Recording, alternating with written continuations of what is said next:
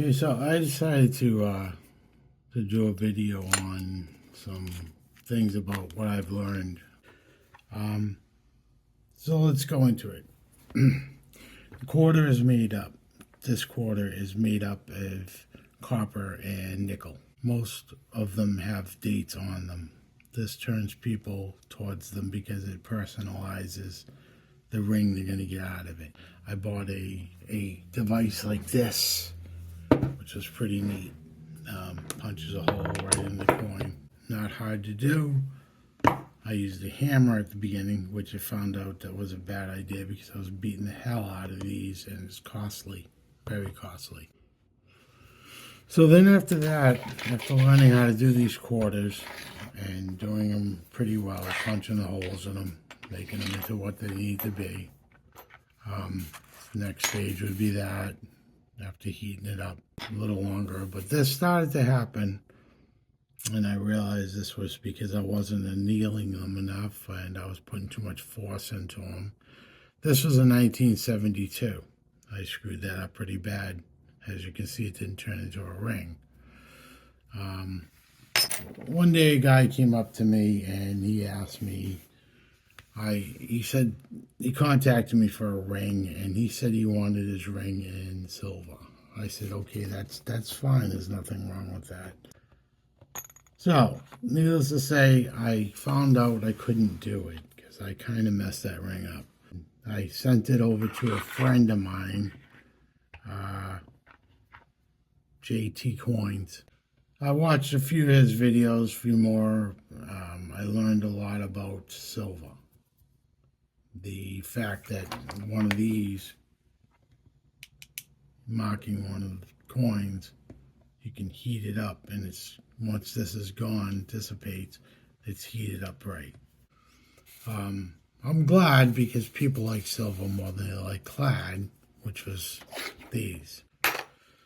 So finally I did get hold of it, and I got it. I learned silver, and I did a good job on it. So that's that. So what I did was, found this guy. 40% silver. So the 40% silver is pretty neat. I love the design on this. Love it. Has the date, everything. You could have it with the date showing if you wanted it, if it's 1967. Or you can have the beautiful markings around there and use the center eagle as a pendant. Well, I started making these and finding these are really easy to make. And they don't turn the finger green. They don't turn my finger green. So they ain't going to turn your finger green. There is some copper in there. But, and there's only 40% silver. Well, I was like, I can't figure this out. I came up with an idea, okay? I mean, if in order to stop people's fingers from turning green, thinking I resolved it and I didn't. Problem with the steel is, now it doesn't turn fingers green, and they're pretty awesome rings. It's a coin, but once you start adding up the money of the tools and what happens to the edgings of these tools right there, this edging starts to get, not this one, but this edging on a steel coin is hell. It's going to beat your tools up. And you might as well forget making money because you're going to start losing money. Don't use the steel unless you have an endless amount of tools that can make a steel ring and start and not wear out. I'm sure they're out there. I have no idea what they are. I figured this is the best. I think it's 80 to 90% silver for this Olympic coin. Okay, and this is a type 1 because the rings are all even on the bottom. But this right here, the silver alone, just the silver alone, you can hear it. You're not going to turn finger green on this. It's not nickel, it's not copper. I'm going to punch a hole in this and make a nice ring out of that. As you can hear, the silver. So Basically, I think what I'm getting at with this video is this. You can do a lot of stuff, whether it's with a clad coin, easy to do, put a lot of copper and nickel, turn your finger green, but easy to work with. 40% silver, amazing. Some people, they can get away with, like I can, wear one and it doesn't turn your finger green and it makes a real pretty ring.